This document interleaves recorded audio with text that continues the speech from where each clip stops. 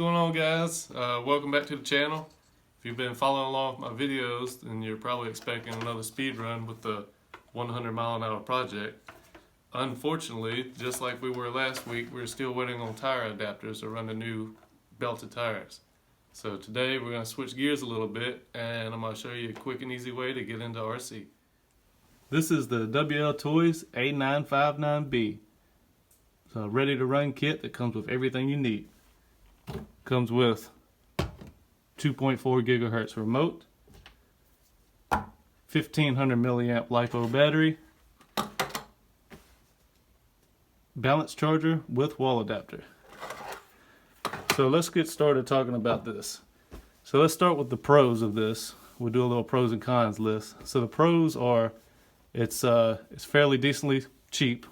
Most time you can get these on eBay for about 60 bucks. They're a little bit more expensive now due to the epic pandemic, the coronavirus. So everything from China is a little bit more expensive. But normally you can get these for about 60 bucks. It's a tightly packaged little car.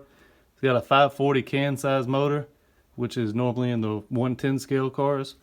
This is a 1/18 scale, so it's pretty overpowered for what it is. Makes it pretty fun car. It's a small little car. It's about 7.5 inches wide and about 10 inches long. So it's a small little car, packs a lot of power, makes for a fun little drive. The shocks are oil-filled shocks that do not come with oil in them. So one of the first updates that you can do to the car, or upgrades, is take the shocks apart, fill them with oil.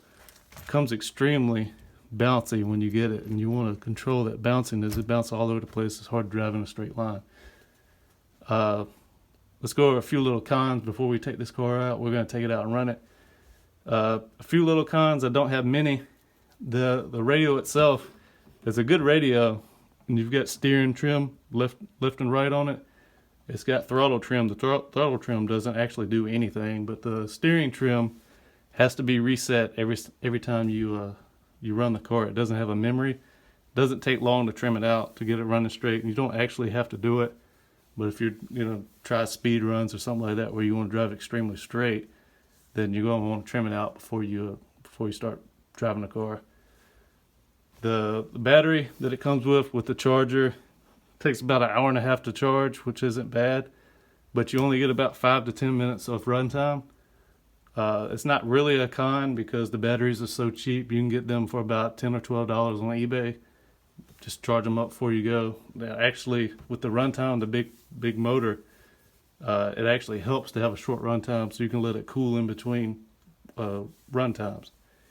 So enough about this car. Let's take it out and let's get some running shots.